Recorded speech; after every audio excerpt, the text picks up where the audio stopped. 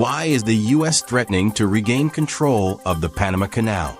In December 2024, U.S. President-elect Donald Trump made a statement that sparked international controversy.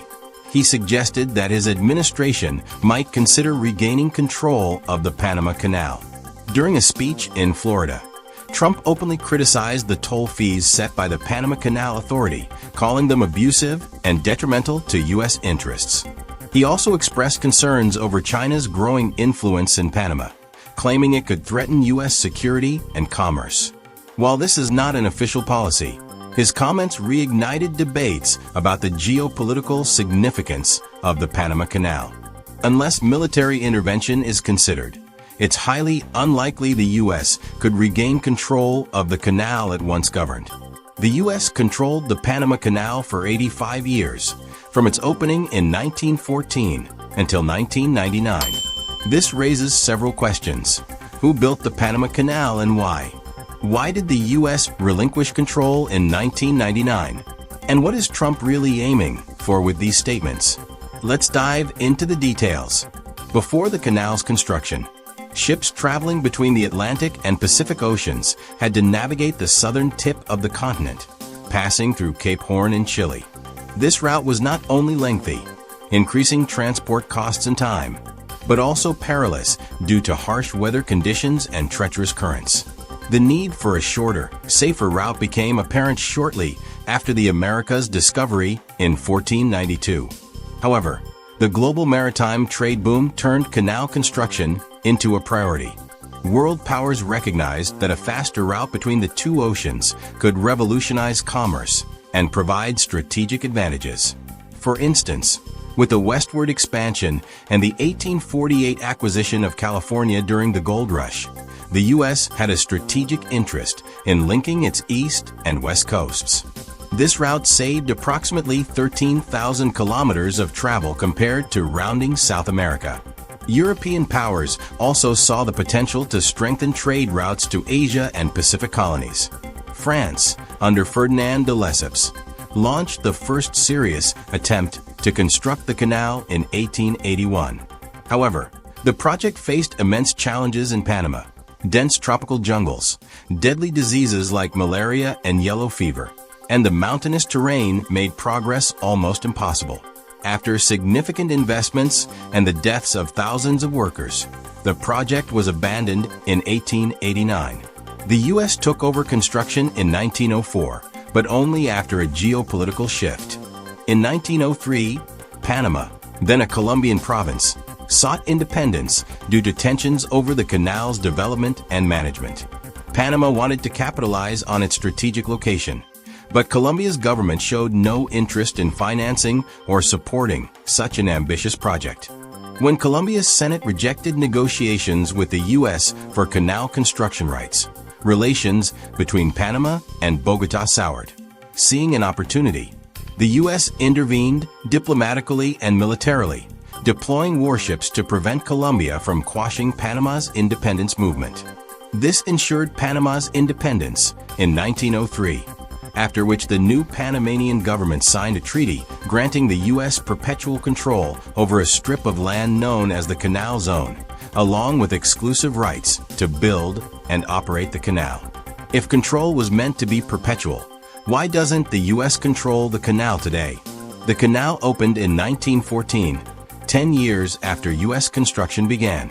Although it brought economic benefits to Panama, the lack of involvement in its administration fueled resentment among Panamanians. Over time, nationalist sentiment grew, pressuring the U.S. to renegotiate the terms of its presence. Additionally, maintaining the canal's operations and defense became increasingly expensive. Ceding control allowed the U.S. to cut costs while preserving access through the Torrijos-Carter treaties.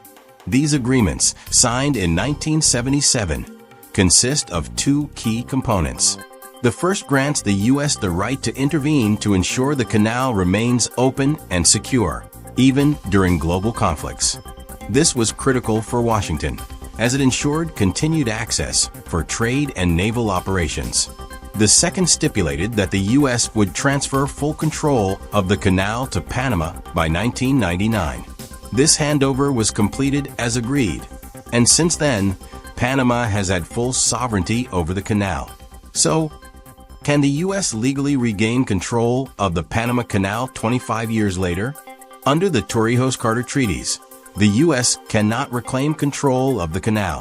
While the treaty allows the U.S. to act if the canal's operations are threatened by military conflict, it does not grant the right to resume administration or sovereignty. Any intervention must be temporary and solely aimed at maintaining the canal's neutrality and functionality. In an extreme scenario, a diplomatic or military conflict could arise if the U.S. perceives its interests in the canal as threatened. However, such an outcome is unlikely due to the significant political and economic costs involved. Trump, known for his controversial political style and ability to capture public attention, likely understands this. His comments about retaking control of the canal are legally unfeasible, but they may serve broader strategic objectives. First, Trump is spotlighting China's influence. He could be using the Panama Canal issue to emphasize China's growing presence in Latin America, warning other nations of the risks of allowing major powers like China to expand their influence. Second, his statements could signal a U.S. desire to regain prominence in the region. By addressing a symbolic issue like the Panama Canal, Trump appears to be advocating for curbing China's investments and infrastructure projects in Latin America. Lastly, Trump's remarks could be seen as a diplomatic pressure tactic on Panama. By hinting at potential action, even without concrete plans, Trump may be encouraging Panama to reaffirm its commitment to the canal's neutrality or even reduce Chinese influence in its affairs. This aligns with Trump's negotiation style, often using threats or controversial statements to gain diplomatic leverage. For example, during his campaign, he suggested that NATO countries unwilling to increase defense spending might lose U.S. protection against Russian aggression. This statement alone pressured many allies to reconsider their defense budgets. In conclusion, Trump's comments about retaking control of the Panama Canal are best understood as political strategy rather than a realistic plan. While the canal remains vital to U.S. interests, international treaties and diplomatic realities make this idea unfeasible. More than a concrete action plan, Trump likely aims to focus attention on key issues such as China's growing influence and the need to protect U.S. interests in the Americas. If you found this video interesting, don't forget to subscribe to the channel and turn on the notification bell so you won't miss our next content. Share your thoughts in the comments. Do you think the U.S. has a real strategic interest in the Panama Canal? Share this video with your friends and join the conversation. See you in the next video.